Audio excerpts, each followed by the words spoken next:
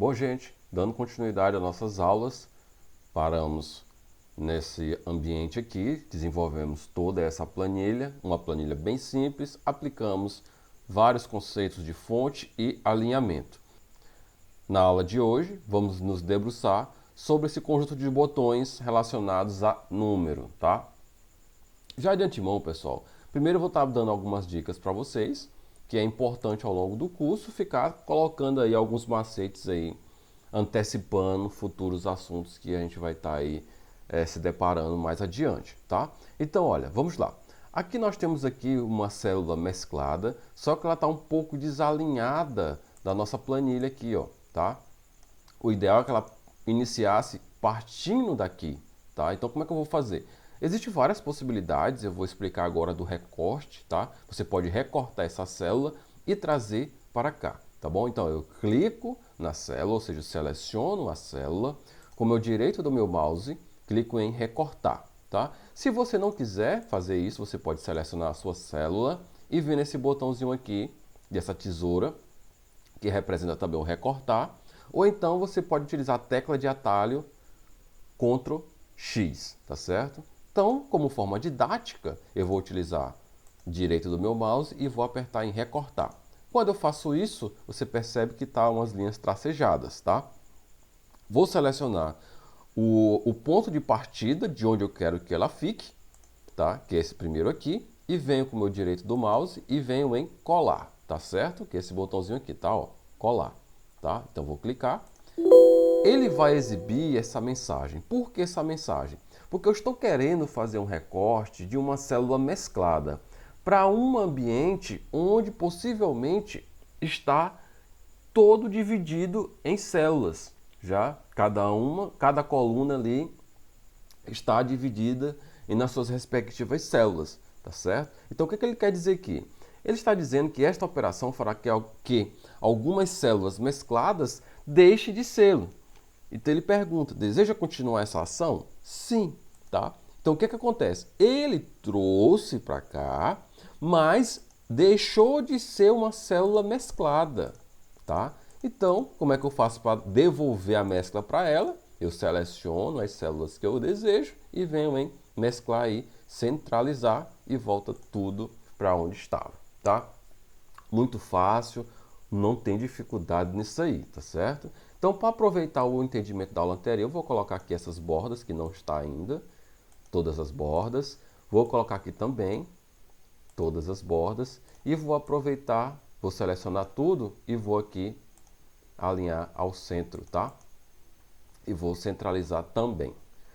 Muito fácil, né, pessoal? Eu também vou aproveitar também, pessoal, e vou apagar essas fórmulas aqui embaixo, fórmulas que vimos na aula anterior. Quem perdeu, tá, pessoal? Só voltar e assista lá o vídeo, tá bom? Tá. Objeto da nossa aula de hoje. Nós temos aqui, pessoal, esse botãozinho aqui, vamos iniciar por ele, que é um botão que diminui as casas decimais. Esse outro botão, ele aumenta as casas decimais. Quando é que eu utilizo isso? Teve alguma polêmica no passado que geralmente os postos de combustível colocava o preço da gasolina com 3 casas decimais. Isso era muito comum, tá? E aí veio a legislação determinando que só fosse 2 casas decimais. Então é muito comum a gente trabalhar com casas decimais. Isso é muito natural, tá? Então, um exemplo, por exemplo, aqui está R$ 30, eu posso muito bem dizer assim, 30, e aumentar para 3 casas decimais, tá? Por exemplo, eu vou dizer que ao invés de ser 1,50, eu vou dizer que vai ser 1,52, um exemplo, tal. Ou então eu posso dizer que aqui vai ser 21 unidades, tá vendo aí, ó? Então, isso é bem natural, você está trabalhando com 3 casas decimais, tá? Se você não quiser 3 casas decimais, você pode vir diminuir, coloca 2. Se você quiser só uma, pode diminuir também. Se você quiser nenhuma, pode diminuir até não ter nenhuma casa decimal, tá? Se você quiser que permaneça a casa decimal, você vem e inclui, ou seja, aumenta as casas decimais, tá certo? Então, muito fácil, muito tranquilo de se utilizar esses dois. Só para recapitular, esse que tem a seta apontada para o lado esquerdo, ele aumenta as casas decimais. O que está apontado para o lado direito, ele diminui as casas decimais, tá certo? Esse outro botão, pessoal, ele é um botão de milhas, separador de milhares. Quando que ele é usado? Suponhamos que aqui, pessoal, vai ser 21.350 unidades de massa de milho, tá? Só que aqui fica uma leitura ruim, né? Seria interessante se ele dividisse o 21.350, ou seja, a cada milha ele colocasse um ponto. Eu preciso colocar isso manualmente? Não, não precisa. Você clica na sua célula e vem e coloca o separador de milha, que ele vai colocar isso automaticamente, tá? Perceba que ele incluiu as casas decimais. Você pode, nesse momento, já que você já aprendeu, se você não quiser, você pode estar retirando as casas decimais, certo?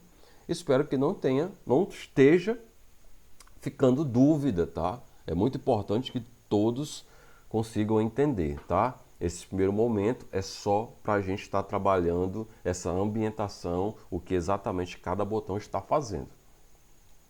Então vamos lá. O segundo botão, pessoal, é o de porcentagem, tá? É o estilo de porcentagem. Ele é muito usado em fórmulas matemáticas, eu não vou aplicar nada agora, só vou mostrar para vocês como isso literalmente funciona, mas em outros momentos nós vamos utilizar. Agora, não. Eu vou só mostrar como que funciona, mas eu não vou aplicar na nossa planilha agora, tá? Então vamos lá. Por exemplo, se você quer usar a porcentagem, ao invés de você digitar a letra 1 e no teclado digitar o símbolo de porcentagem, você pode muito bem vir isso aqui, ó, digitar a letra 1, o número 1, perdão, e vir e aplicar o percentual, que automaticamente ele já coloca 100%.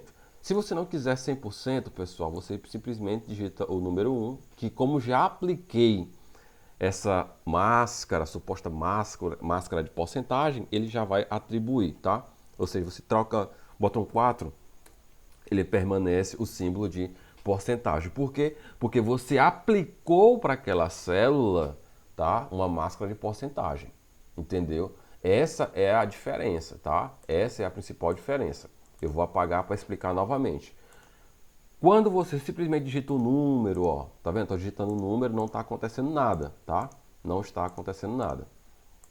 Quando você aplica a porcentagem, você está aplicando uma máscara para a célula, tá? Então, vou aplicar, ó, ele já colocou 300 aí, por cento. Então, isso significa dizer, por exemplo, se eu mudar para 20, vai ficar 20% automaticamente. É a mesma estratégia quando você aplica moeda, tá? Por exemplo, isso aqui é o formato de número de contabilização. A gente coloca as moedas aí que espalhadas pelo mundo. Então, por padrão, ele já vem esses três: o real, o dólar e o euro, tá? Então, por padrão, ele já vem esses três. Por exemplo, se eu aplico nessa célula a máscara moeda brasileira, automaticamente, quando eu digitar um número 2, ele já traz o R, o cifrão, o 2 mais duas casas decimais. Isso é um padrão, tá? Por mais que eu altere, ó, para 4, ele já vai deixar por padrão essa máscara aí, tá certo? Então, esses dois eu deixei para explicar separado da nossa planilha, porque a gente não vai usar isso aqui agora. É só para a gente entender a aplicabilidade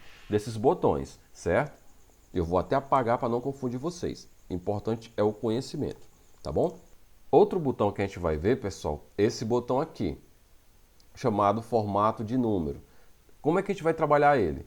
Por exemplo, você pode simplesmente escolher assim, eu quero que essa célula aqui seja uma célula que vai armazenar data, tá? Data, que geralmente a gente coloca assim, né, ó, 12.03, perdão, 12/03/2020, um exemplo, tá? E dou esse Enter, tá bom? E aí ele já viu que é uma data, ele já percebeu que é uma data, mas eu posso vir aqui, ó, e colocar uma data completa. Olha aí, ó, viu aí? Quinta-feira do dia 12 de março de 2020, tá? Se você não quiser a data completa, você pode vir aqui, ó, não, eu quero a data abreviada, volta para o mesmo jeito onde estava, tá bom?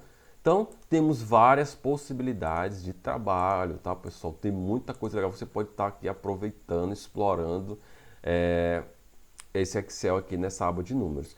Não se preocupe que tudo isso a gente vai estar trabalhando ao longo do curso, várias necessidades vão surgir e a gente vai estar revisando e aumentando mais a nossa gama de conhecimento, tá certo? Então, pessoal, aguardo vocês na próxima aula. Vamos falar de formatação condicional. É muito legal a formatação de condicional. Eu particularmente uso muito, principalmente para chamar a atenção do usuário para alertar sobre uma determinada situação. Então, geralmente eu uso formatação condicional, que ela meio que trabalha automaticamente. De acordo com os valores que são atualizados, ela vai trabalhando automaticamente. Então, aguardo vocês para falar de formatação condicional, tá? Esse botão aqui. Até mais!